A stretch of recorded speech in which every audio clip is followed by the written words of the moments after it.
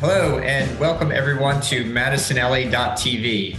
Today we have a very special guest, Tariq Hassan. He's the Chief Marketing and Customer Experience Officer for McDonald's USA and has a very notable career that we'll get into in just a moment as a former CMO of Petco and also the recipient of many awards throughout the years, including Adweek's Brand Genius Award. So Tariq, when you inherited or you got this job, you obviously inherited work that already existed, teams that already existed.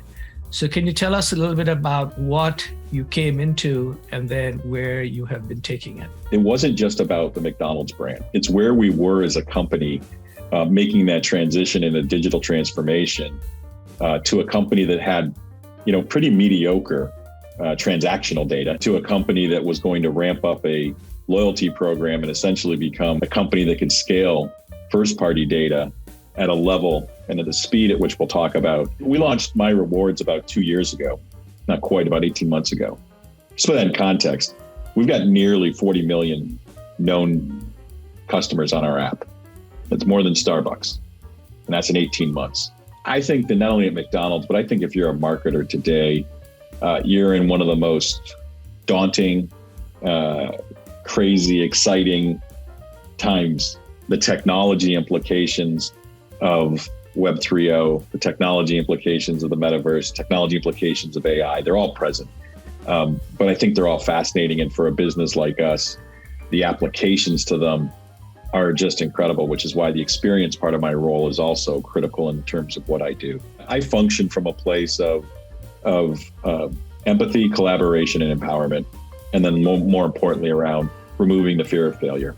You cannot get to greatness if you're afraid to fail. My marketing team quarterly celebrates what we call amazing almosts.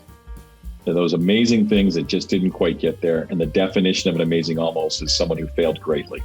And we put those two words together because our belief is failing greatly means you've established a vision, you had a codified approach to how you were getting there, you took accountability, you measured it, there were no surprises because you can't just go after things and fail willy-nilly. But it still didn't work out. And what we're finding is the culture needed that. The culture needed permission to make great mistakes. How do you approach allocating your marketing budget of over $1 billion? Our measurement system is tremendous. Our calendar that we distribute those dollars against is pretty rigorous. And the windows that we develop on those calendars have a pretty significant amount of math that goes into the return on investment that they have to deliver.